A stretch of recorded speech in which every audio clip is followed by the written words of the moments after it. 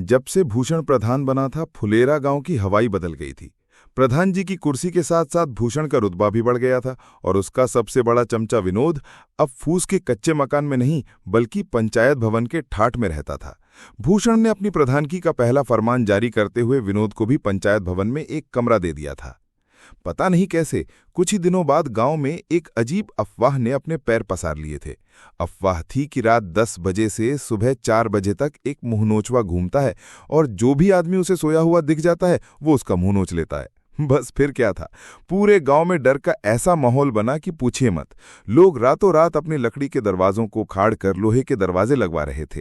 साथ में एक बाल्टी पानी रखना अनिवार्य हो गया था कि अगर मुंहनोचवा आ गया तो उस पर फेंक देंगे। विनोद की तो हालत ही खराब थी।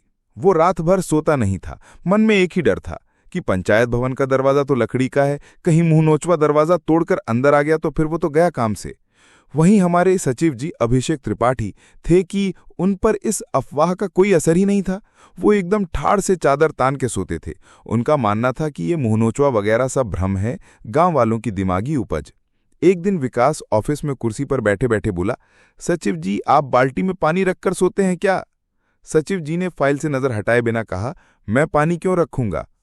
विकास थोड़ा घबराते हुए बोला, अरे गांव में मुंहनोचवा आया है ना, रिस्क क्यों लेना? हम और खुशबू तो आपस में बांध लिए हैं। रात में मैं सोता हूं और सुबह 4 बजे से वो सोती है। मेरा घर भी खुला खुला है, कहीं छत टाप के आ गया तो गड़बड़ हो जाएगा।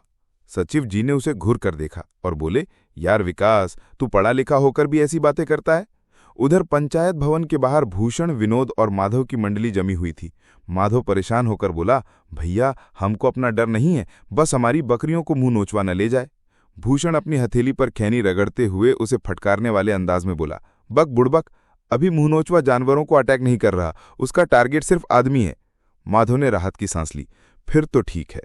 विनोद जो रात भर जागने के कारण ऊँघ रहा था, अपनी बात रखने के लिए तन कर बैठ गया। भैया हम तो रात भर जाग रहे हैं, बाल्टी में पानी लेके, सुने हैं पानी डालते ही मुंहनोचवा भाग जाता है। लेकिन ये सचिव जी को देखिए, एकदम चादर तान के सोते हैं, कोई फिक्र ही नहीं है।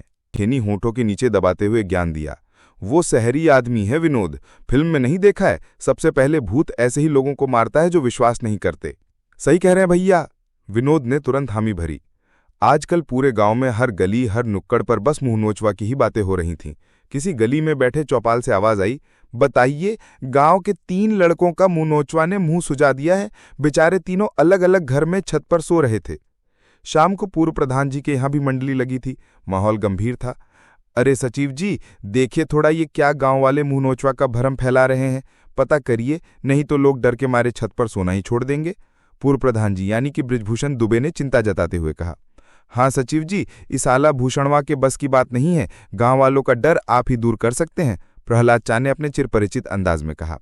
सचिव जी ने ऊब कर कहा, इसमें मैं क्या कर सकता हूं प्रधान जी, उस गंजेड़ी टीचर से पूछिए, कहीं फिर से वही तो कोई अफवाह नहीं फैलाया है। प्रहलाद चा बोले, अरे कल मिले थे उससे, वो खुद डरा हुआ है, बोल रहा था कि वो खुद छत पर सोता था, जब से ये सुना है छत पर जाना ही छोड़ दिया है। प्रधान जी ने कहा।